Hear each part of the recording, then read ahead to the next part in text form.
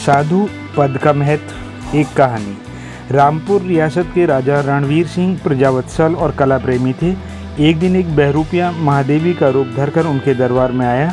उसे इस रूप में देखकर कोई कह ही नहीं सकता था कि यह महादेवी नहीं बहरूपिया है।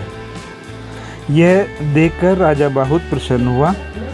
उसने कहा, तुम्हारी कला का लोहा मैं तब मानूंगा जब तुम साधु वेश धरो और पहचानने में न आओ। यह सुनकर बहरूपिया दरबार से चला गया और बहुत दिनों तक नजर नहीं आया। एक दिन चर्चा चली कि नगर में एक सेठ की बगिया में एक वीतरागी साधु आकर ठहरे हैं।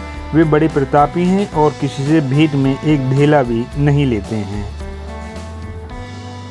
साधु की महिमा सुनकर राजा भी साधु के दर्शन के लिए सेठ के बगीचे में पहुंचा।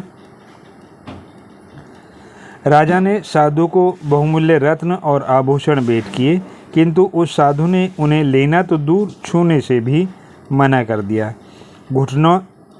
घटना के अगले दिन पुराना बहरूपिया राजा के दरबार में पहुंचा और उसने राजा को साधु वेश धरने की चुनौती की याद दिलाई और बताया कि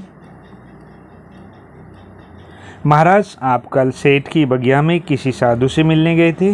हाँ, राजा ने कहा और बहरूपिये से पुनः पूछा कि तुम्हें कैसे मालूम। महाराज, आप सेठ की बगिया में जिस साधु से मिलने गए थे वह आपका यह सेवक ही था जो साधु बनकर सेठ की बगिया में ठहरा हुआ था। राजा बहरूपिये के वेश बदलने की प्रतिभा को पहचान कर बहुत प्रसन्न हुए और बहरूपिये को ढेर सारे पुरस्कार दिए, किंतु राजा ने उस बहरूपिये से एक प्रश्न भी किया।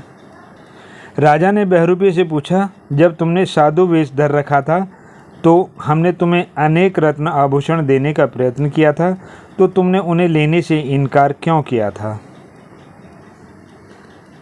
इस पर बहरूपिये ने कहा, माफ़ करना महाराज, उस समय मैं साधु वेश में था, इसलिए भेंट लेना उस पद की गरिमा के विरुद्ध था।